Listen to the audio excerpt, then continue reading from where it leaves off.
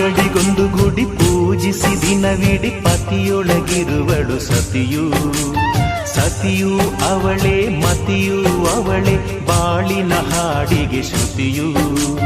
ಪತಿಯ ಏಳಿಗೆ ಸತಿಯ ಕೈಲಿದೆ. ಪತಿಹಿತವೇ ಸುಖ ಮಾಂಗಲ್ಯವೇ ಮುಖಕ್ಕೆನ್ನುವ ಸತಿಯೇ ಉಸಿರಿರು ತನಕ.